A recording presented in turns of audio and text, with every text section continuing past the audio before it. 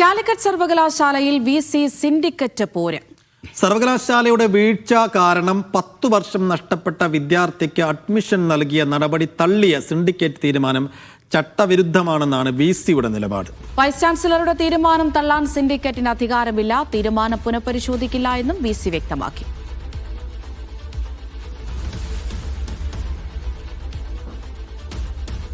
സലാം മുഹമ്മദ് ദൃശ്യ പുതിയ അടുത്ത് വിശദാംശങ്ങൾ നൽകും. ദൃശ്യ, ഈ വിദ്യാർത്ഥിയുടെ കാര്യത്തിൽ എന്താണ് സിൻഡിക്കേറ്റിന്റെ നിലപാട്?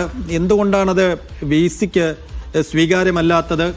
ഇതിലിപ്പോൾ എന്താണ് ഒടുക്കത്തിൽ സംഭവിക്കാൻ പോകുന്നത്?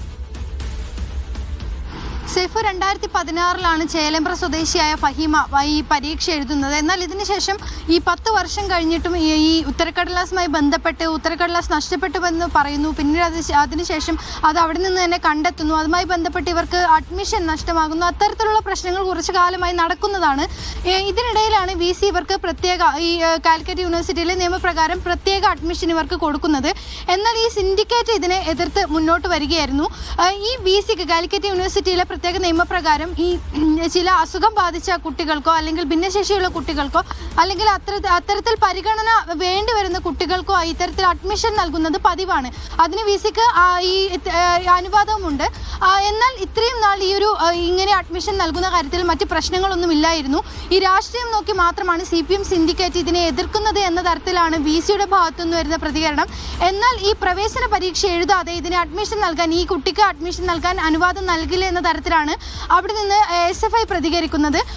ഇത് ഒരു കുട്ടിക്ക് മാത്രം പ്രത്യേക പരിഗണന നൽകുന്നതിന്റെ ആവശ്യം എന്താണ്? പ്രവേശന പരീക്ഷ ഇല്ലാതെ മറ്റു കുട്ടികളെ ഈ തഴഞ്ഞുകൊണ്ട് ഒരു കുട്ടിക്ക് മാത്രം പ്രവേശന പരീക്ഷ ഇല്ലാതെ ഈ അനുമതി നൽകുന്നതിന് ഈ പ്രവേശനം നൽകുന്നതിന് ഒരിക്കലും സമ്മതിക്കില്ല എന്ന തരത്തിലുള്ള ഈ കാര്യങ്ങളാണ് SFIയുടെ ഭാഗത്തു നിന്ന് വരുന്നത്. എന്തായാലും യൂണിവേഴ്സിറ്റിയുടെ അല്ലെങ്കിൽ ഈ പരീക്ഷ നോക്കുന്ന ഉദ്യോഗസ്ഥരുടെ അനാസ്ഥ കൊണ്ട് കെടുകാര്യസ്ഥത കൊണ്ടാണ് ഈ കുട്ടിക്ക് ഇത്രയും വർഷമായി 10 വർഷമായി ഇയാൾക്ക് പരീക്ഷ എഴുതാനോ അല്ലെങ്കിൽ ഈ അഡ്മിഷൻ നേടാനോ സാധിക്കാതെ ഇരുന്നത്.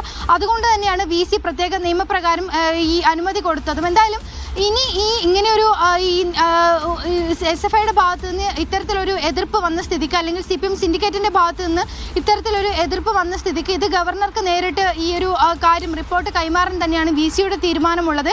അത്തരത്തിൽ ഈ തീരുമാനത്തിൽ നിന്ന് പുറകോട്ടില്ല.